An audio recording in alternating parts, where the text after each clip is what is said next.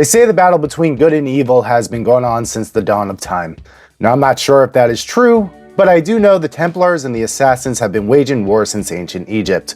For those of you who don't know, that's a video game reference.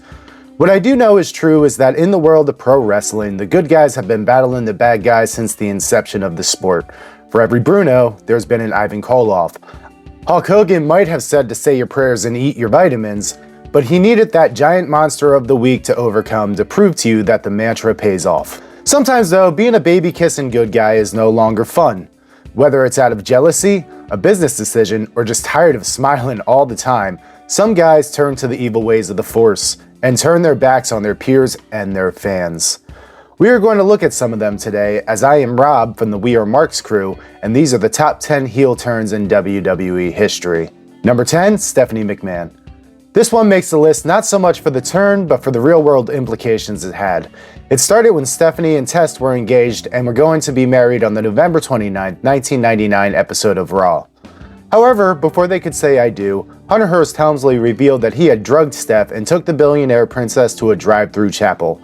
It's a move that I can only describe as Attitude Era nonsense.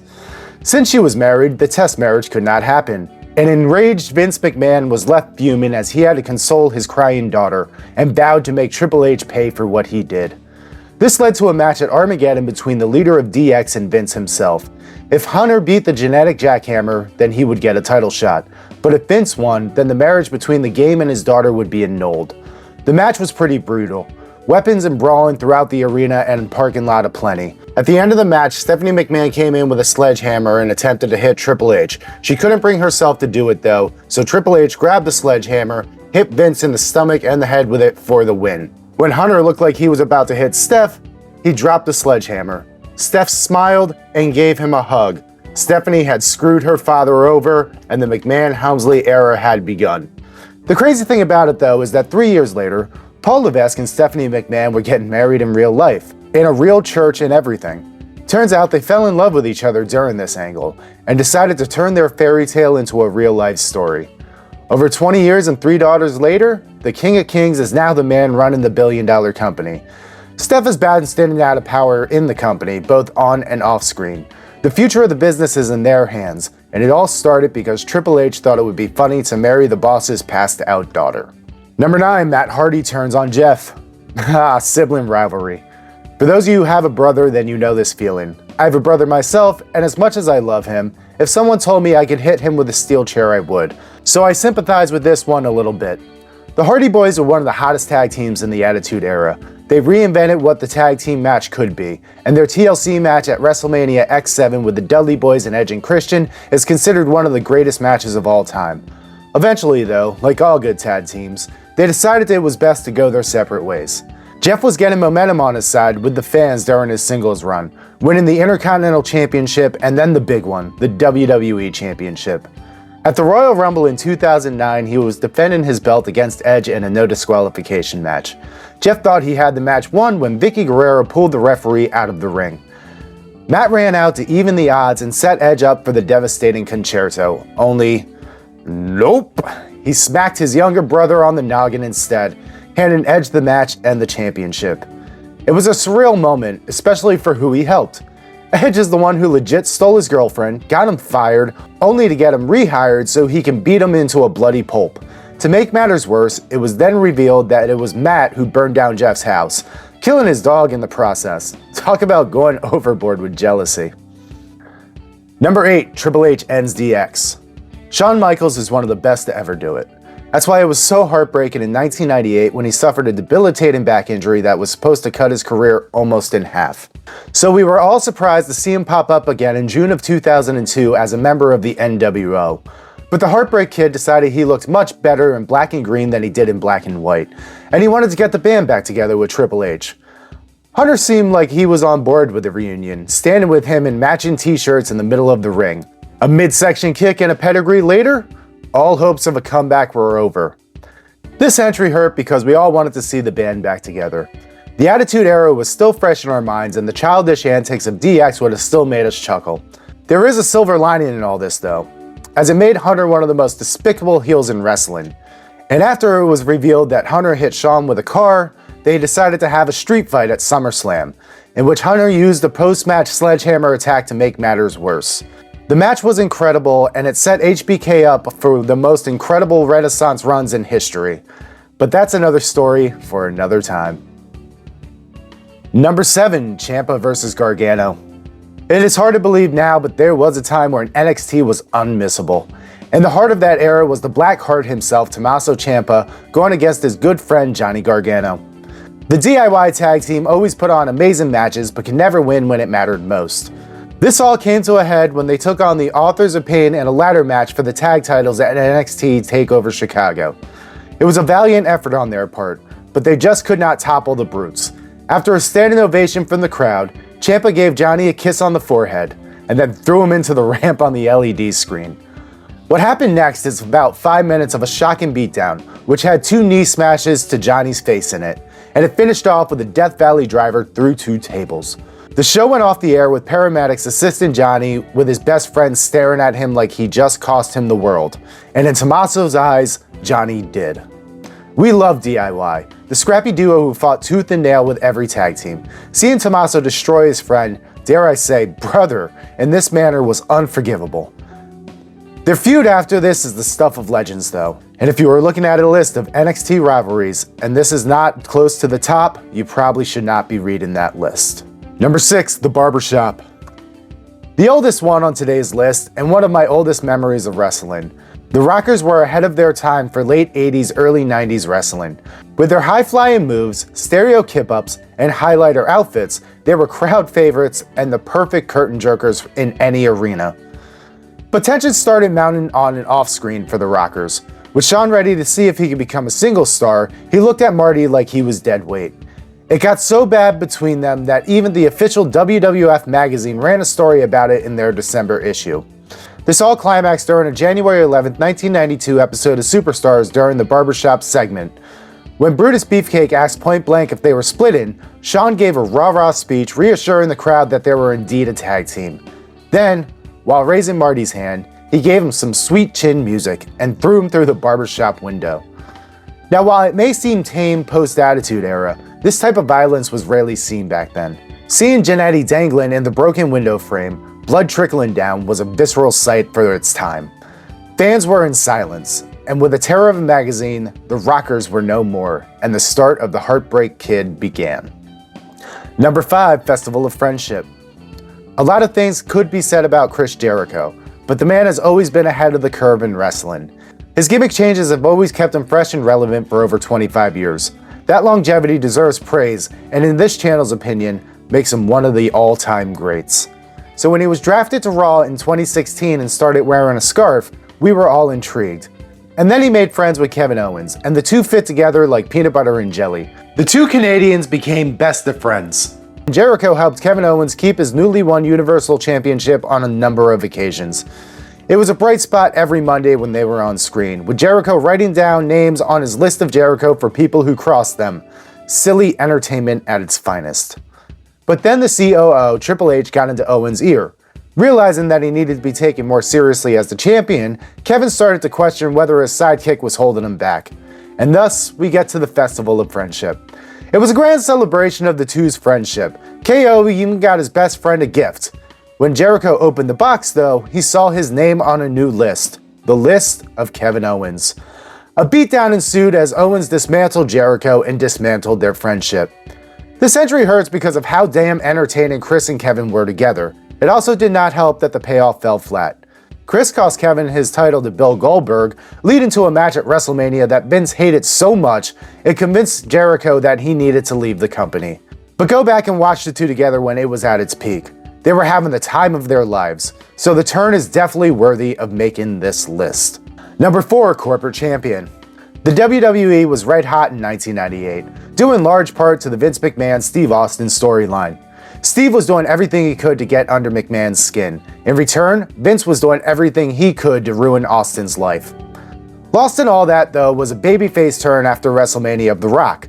Dwayne Johnson had moved away from being aligned with Vince and dubbed himself the People's Champion, a moniker he would use throughout his career. The fans were behind Rocky, and he too was doing his best to get the better of McMahon's corporation. On to the 1998 Survivor Series, where a tournament was to be held for the vacant WWE title.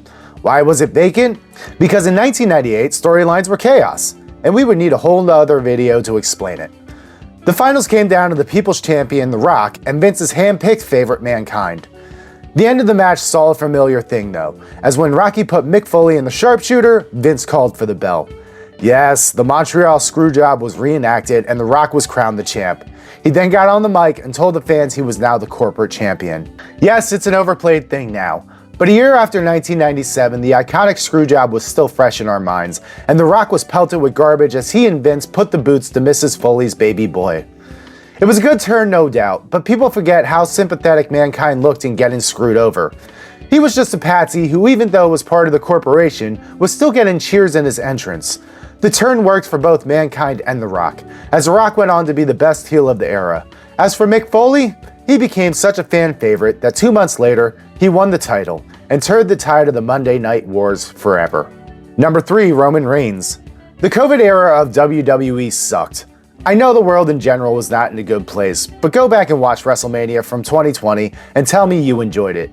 Sure, there were some bright spots, with the Boneyard match and the Firefly Funhouse, but most of it felt like something was missing. Like, I don't know, a crowd.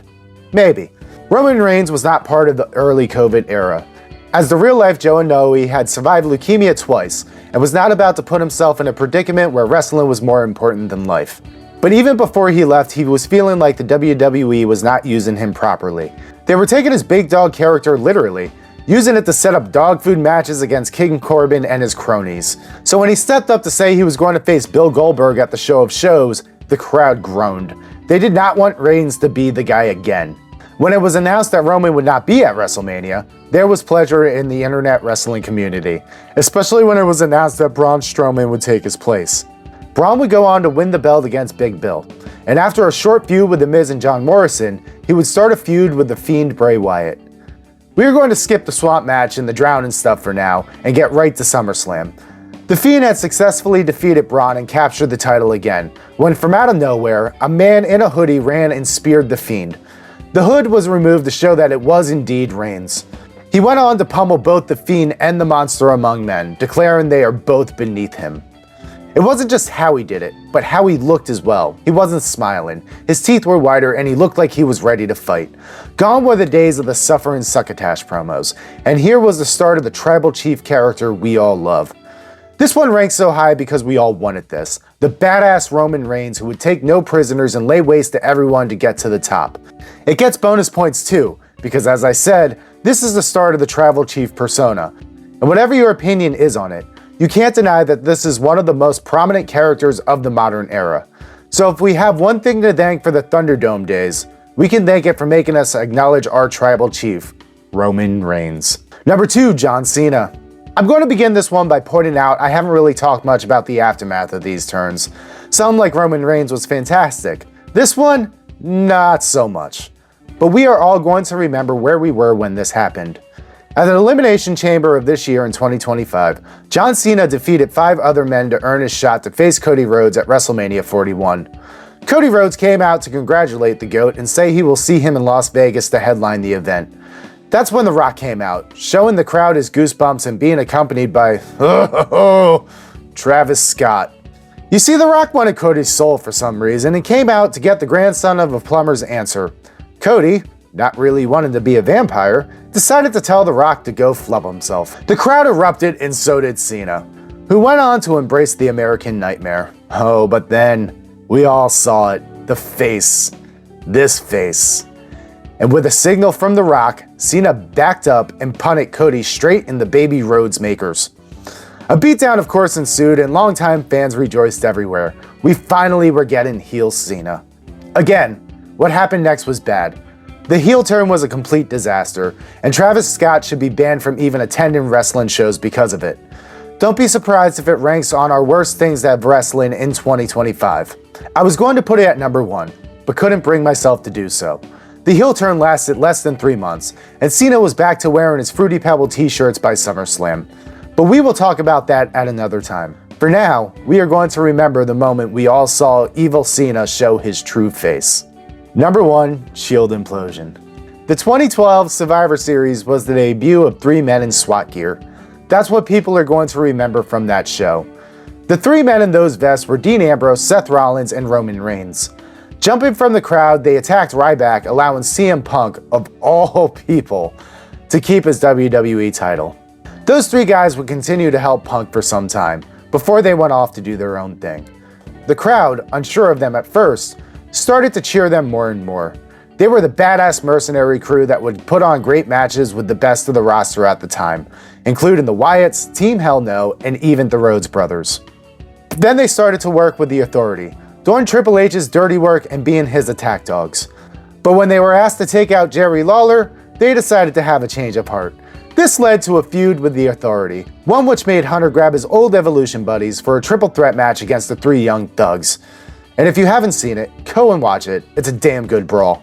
The Shield won, and the next night on Raw, Triple H said that Evolution wanted more. Batista, however, said he was done in the WWE and left the promotion. Later that night, the COO said there was always a plan B, and with that phrase, Seth Rollins struck Roman in the back with a chair. The facial expression on Dean's face sums it up perfectly. He, and in turn we, could not believe what was happening. Seth bought into what the Authority was selling, and decided it was best to become the future and leave his brothers in the past. This takes the top spot simply for the stories it told throughout the years. There's been reunions and more breakups. We've talked about the Tribal Chief era before, and it ended because Roman could not let go of his hatred for Seth Rollins. You also have to look at who was in the stable as well. All three of these men have carried promotions on their backs at one point or another in the last decade. And say what you want about Jon Moxley now, but you can't deny he has been AEW's big emergency button whenever they needed to press it. Without the Shield members, wrestling might be very different now. And without the chair shot, we may have never gotten some of the best moments in the modern era. That's our list. I know there's some that we left out. What were your favorites? Leave a comment in the box below, and if you enjoyed this video, please give us a like and a subscribe. We would appreciate it greatly. Even if you don't though, I've been Rob from the We Are Marks crew, and I hope you are having a wonderful day. And until next time, enjoy your wrestling.